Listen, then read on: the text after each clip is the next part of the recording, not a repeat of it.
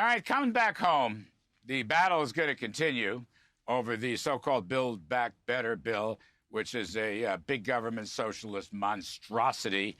Joining me now to talk about is North Dakota Senator Kevin Cramer, sits on Senate Banking and Armed Services. Good morning, Senator Cramer, and Merry Christmas and Happy New Year's. And I'm sorry I booked you on air on the Kudlow Show, but you've done great. You came back for us, and I appreciate it. Anything for you and Maria. Yeah, well, Maria's terrific. I think Schumer's saying, you tell me what you're hearing, but Schumer's going to have perhaps 2 votes. I don't know when. Early January, late January, I have no idea. I think they want to vote on the rule, the legislative process rule, which then allows you to go into the amendments, and then they want to make a final vote. I don't know why. I mean, Senator, the thing is, all they're going to do is keep bashing Joe Manchin. I mean, this is done to discredit Manchin. So I don't really understand the logic. Can you help us? Well, I can't understand the logic, certainly from a political standpoint, because it's much disfavor as the whole Biden socialist agenda is enjoying, I guess, across the country. I don't know why they'd want to continue it, except that Chuck Schumer has people pulling and pushing and tugging from every possible direction, and I'm sure he's wondering what direction to go. But I do know this, that Joe Manchin may have saved the re-election of 2, 3, or 4 possibly Democratic senators who would have had to vote yes on BBB, on Build Back Better, but would rather not have voted at all. They were awarded this opportunity to give it a pass for a year. And yet they just seem hell-bent on doing it. And maybe there's a whole bunch of Democratic members willing to be martyrs at the altar of socialism. If that's the case, maybe they'll find a way to vote on it yet and further lead to their political demise while destroying the country. Well, Senator, it just occurs to me, in terms of Chuck Schumer's legislative and political strategy, that he may not be calling the shots. AOC may be calling the shots, what some people call Sandy Cortez, the House member, who may run against Schumer in the primaries in New York. But, I mean, he's kowtowing to her and her group. That's what it sounds like. I don't think there's any question, Larry, that in the back of Chuck Schumer's mind, every move he makes, every vote he calls, he's thinking about AOC and the possibility that she'll run against him in a Democratic primary in New York. I do think that's one of those pressure points I talked about earlier. Now, in addition to that, of course, he's got a White House that's tugging at him. He's got Speaker Pelosi that's pulling. They're all responding to those very same pressure points. But it is, in my mind, what's such a great tragedy about is that a once great Democratic Party has become this bizarre socialist agenda where they seem to be putting all the chips on the table this year while they have control of the House, the Senate, and the White House. And thank God for Joe Manchin and others like him, but especially Joe Manchin, who has, trying to save America, and in the process may very well save the Democratic Party. Well, I don't think I'll save the Democratic Party, but I think all of us will help save America. I mean, yeah. Kevin, the country hates this bill, okay? Yes, the country just hates this bill. And, Senator, can I just, we were talking about Manchin and other matters, whether Manchin might switch parties. Mitch McConnell on my show and elsewhere have suggested, he's all open to it. I don't know if it works for Joe Manchin or not. Right. He might have trouble in a Republican primary. But I want to just put that aside for a minute. Mr. Manchin will play a big role in whatever budget votes come up. I want to ask you about Ted Cruz, Senator Ted Cruz, your colleague. He was asked if he would consider another bid for the presidency. And he quoted, and I'll quote directly, "Absolutely, in a heartbeat," end quote.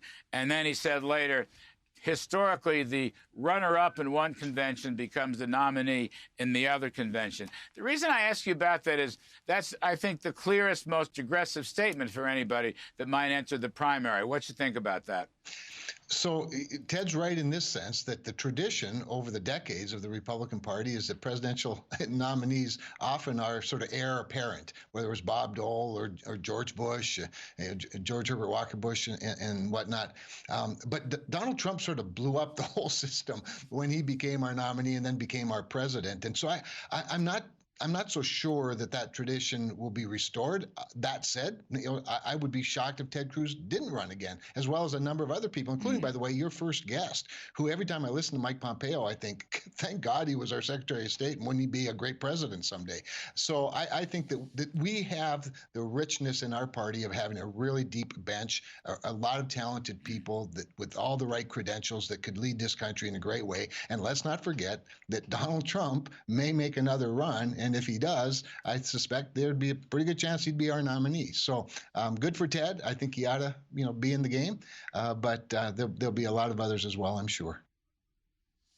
All right, let me move on.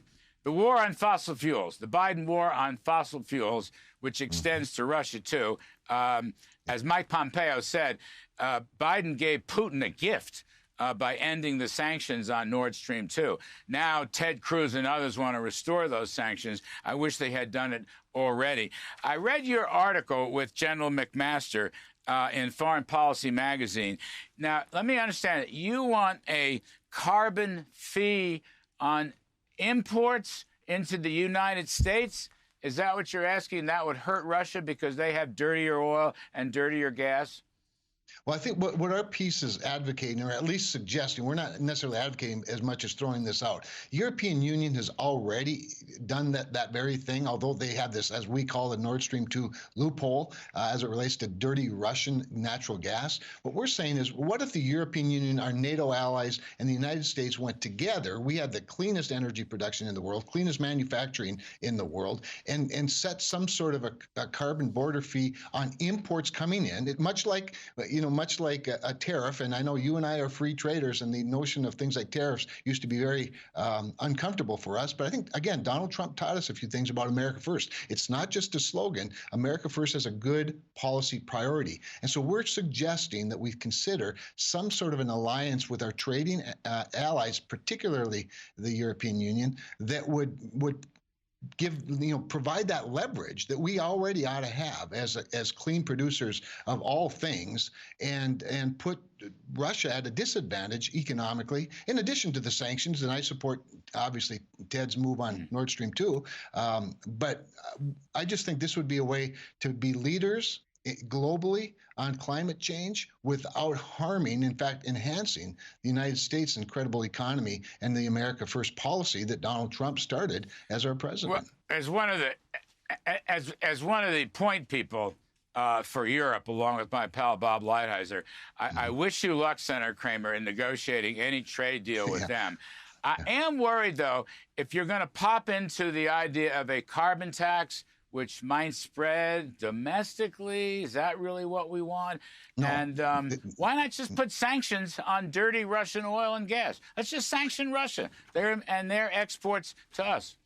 Last point. I just got 20 seconds. Yeah, the only reason for what we're suggesting is let's do it in alliance with our European partners and bring them on board as NATO partners. Remembering we often talk about energy security and energy policy and energy dominance, but remembering that national security and the geopolitical opportunities that 20% of the world's economy, the United States, and our partners in Europe, the kind of leverage we could bring to a table like that could put people like Xi Jinping and Vladimir Putin in a very serious defensive posture. And it's just one more idea, Larry, and one more America First idea that could take shape and either as sanctions or as a border fee. But we couldn't do it alone. I think we need to do it in alliance with our NATO partners. Well, when I get down there and you're back to Washington, I'm going to buy you dinner, and we're going to talk about carbon tax and all the rest of that stuff, and negotiating with the European Union, which is very difficult. Understand. But Merry Christmas and Happy New Year, Senator Kevin Kramer. You're great to us this morning. Thanks ever so much. Hi, everyone. I'm Brian Kilmeade. I want you to do me a favor. I want you to click to subscribe to the Fox News YouTube page. This is the only way that I know for sure that you're not going to miss any great commentary, any great news bites, any great interviews coming your way on Fox. You can get it all here on YouTube. So subscribe right now.